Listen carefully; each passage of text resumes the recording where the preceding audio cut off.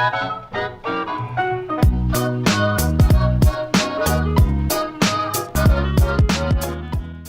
YouTube, my name is Nero and today we have some Call of Duty Black Ops 3 playing a bit of Kill Confirmed here on the map Redwood, running around here at the HVK 30 with that beautiful, that legendary light camouflage. Today's video is going to be about the unsung heroes of the Call of Duty franchise, the community managers, or at least to a lesser extent the faces of the development studios that make Call of Duty. There's been a number of them over the years. Way back in the day, it was JD 2020 for Treyarch and Robert Bowling, otherwise known as 402 for Infinity Ward. Those were essentially the faces of those two independent development studios back in the day. COD 4, World at War, Modern Warfare 2, and I believe the original Black Ops is when JD 2020 left. I could be wrong on that. And then today, the people that are like essentially the faces of the different development studios, we of course have David Vonderhaar of Treyarch, we have Tina and Candace from Infinity Ward, then of course we have Michael Condrey, and to a lesser extent Glenn Schofield of Sledgehammer Games. These are the people that you think of when you think of those development studios. When you think of Treyarch, and if you try to think to yourself like, hey, who works at Treyarch,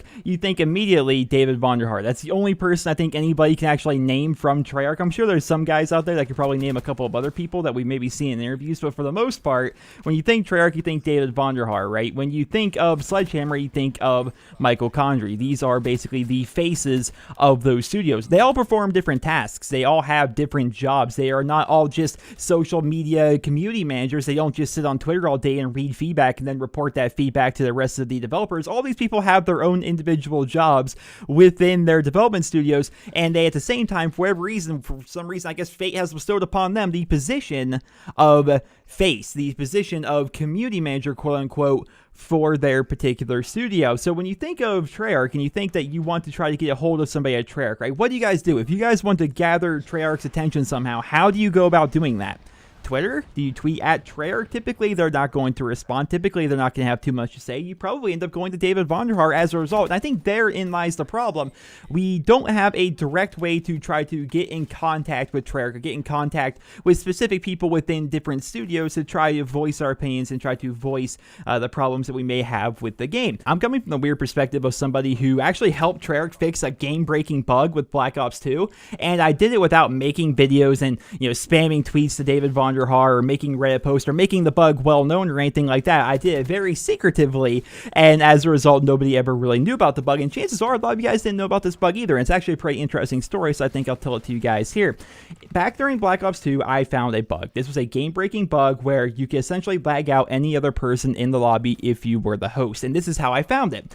I found it by playing zombies with my friends. So essentially, we were playing zombies, I was the host of the match, and we were going to record a live session for my Let's Play channel. We didn't end up actually doing it, ended up finding this bug, and then we started working on that. But we were going to record a live session of zombies in Black Ops 2 from my Let's Play channel, and essentially what it entails was I was actually changing around my audio settings in-game. Like I would press pause and I'd go to my options and change my audio settings, and I found that if you were the host of the game and you were to change your audio settings back and forth, back and forth, back and forth very quickly, it would give this weird FPS bug to everybody else in the lobby. Now, they would instantly drop to 1 bars, and they would all drop at the same time to like 5 frames per second for some reason. It was super laggy, super glitchy for everybody else besides me while I was adjusting my audio settings. I thought it was really interesting because the moment I would change my settings, everybody in my party would go, whoa, lag, lag, and I would check, and everybody would be like on a 1 bar, and then I would continue to mess around with my audio settings. Eventually, we found out that, yeah, it's me changing my audio settings as the host of this game, which is making everybody else lag. And then we tested this further. We tested it in private matches. We tested it in the actual online. Sorry to say, I used that glitch a little bit online just to see if it worked,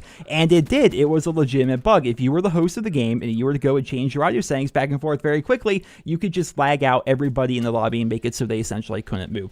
Now, instead of trying to make a big fuss about that particular glitch, which that glitch was relatively unknown, I couldn't find anything about it on YouTube or Reddit or forums or Twitter. I couldn't find anything about it on the internet. I actually looked pretty thoroughly. So I thought to myself, this is actually an unknown bug. This is something that barely anybody knows about, if anybody besides me. And instead of making a fuss about it, I'm going to go get in contact contact with Drifter. Now, you guys may know Drifter, a fellow YouTuber. He's actually a friend of mine here on YouTube. Anywhere we're YouTube friends. I don't know the guy very personally, but I consider us to be YouTube friends. And he was either on Skype or a DM on Twitter. I'm like, hey, I found this bug because I know he has connections in with Treyarch. While I make Call of Duty videos, I have no connections with anybody at Call of Duty. You know, I don't have connections with anybody at Treyarch, Infinity Ward, Sledgehammer. I don't know any of these people. I don't have them on Skype. I don't have anything, right? I have no connection related to Call of Duty whatsoever. I just make videos, but I know Drifter does. He does know these people on almost a personal level. He's been to their offices, so on and so forth. And so I wrote him like, Drifter, can you take a look at this bug? And I made a video of it. And I made an unlisted video and I sent it to him. Like, could you take a look at this video and maybe pass it along to somebody at Treyarch to see if we can get this bug fixed before it becomes widespread? Because if the entire Call of Duty community found out that if they were the host of the game, they could just lag out everybody else in the lobby, they were going to start to abuse that pretty quickly. It would have made the game pretty unplayable. So I sent it to him. He sent it to Treyarch. Treyarch watched the video. I could tell because it was unlisted on in my video manager, and I could see how many times it was viewed. And they saw the video, and with the next update, that particular bug was fixed, and it never actually became widespread. That is a great example of somebody in the Call of Duty community knowing that there's a problem with the game, doing the best they can to get in contact with the development studio, and give them all the information they would need. This is how I found the bug. This is how the bug works. This is a video of me doing the bug, so now you see how it works, and hopefully you guys can be able to fix it. And then them on their end actually fixing the bug. It's a great story, I suppose. You know, everyone came out of that a winner, but I understand that that's an extreme example because mine was a game-breaking bug, and you know, if the Call of Duty community would have found out about it, then it probably would have ruined the game for a couple of days until they'd be able to hotfix it. So I was happy I was able to let them know discreetly, but that's not how a lot of people can let Treyarch or Vonderhaar or Infinity Ward or Sledgehammer or anybody know about these bugs. A more common example would be somebody has a problem with a weapon, somebody thinks a weapon is imbalanced, and instead of trying to go through other routes to try and get in contact with the people that work at the studio, they instead just tweet the community manager, "This gun's broken, you guys are stupid, I can't believe I paid all this money for this dumb game, blah blah blah." They're just angry. They're very angry, inconsiderate, and at the end of the day, downright disrespectful to the developers when they do that. And so when they're trying to get across their criticism, that's not constructive criticism. That's basically just online harassment at that point. And I have a feeling that a lot of that criticism just goes right over the head of whoever that criticism is being directed to. If you have people that are going out of their way to just be toxic and downright disrespectful to you, you're not going to listen to that person. And that's exactly what I do. That's why I'm basing this. I can't speak for everybody. I can just give you guys my thoughts and my experiences with this as somebody who has an incredibly above average amount of online interactions every single day. Not nearly as much as, you know, Vonderhaar or Glenn Schofield or Michael Condrey or any of them, but I have definitely an above average.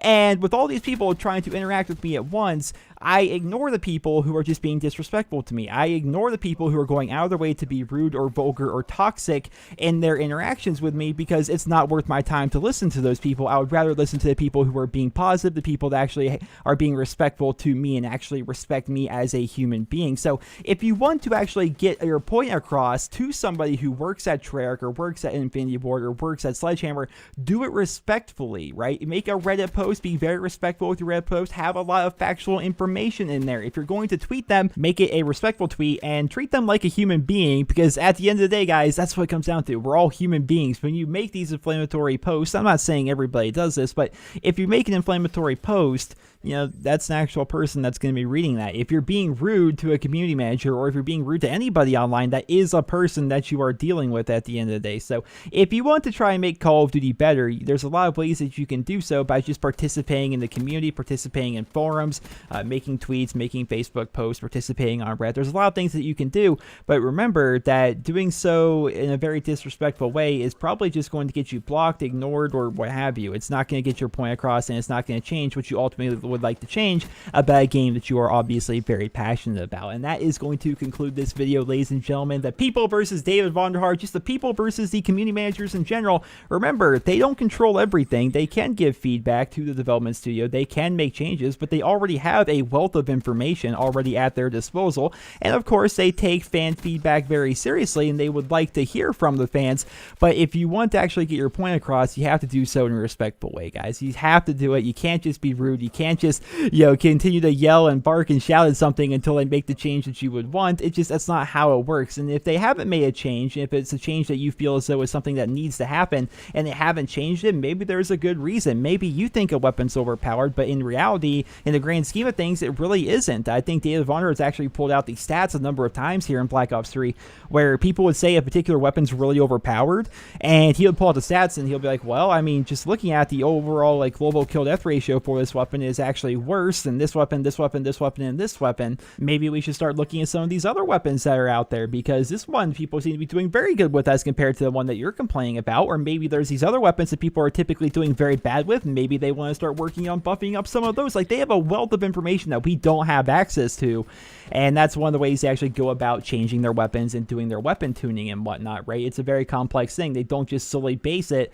off of the court of public opinion, which is something to remember. And the biggest thing to remember for this video, the big takeaway, guys, is treat community managers as if they are people. If you guys would like to get your point across to them, try to do so in a very respectful way, and that's probably going to yield you the best results. But unfortunately, guys, that is going to be the end of this video. That is going to be the end of the gameplay. We ended up losing. How often do I post a match of me losing? But we didn't really have a very good team. Meet my boy G489, which is a random person I never actually met him before, but we tried our best to carry that match. But at the end of the day, it just wasn't enough. But ladies and gentlemen, I hope you guys all enjoyed this video, and if you did, drop me a rating. Hope you guys all have a wonderful day.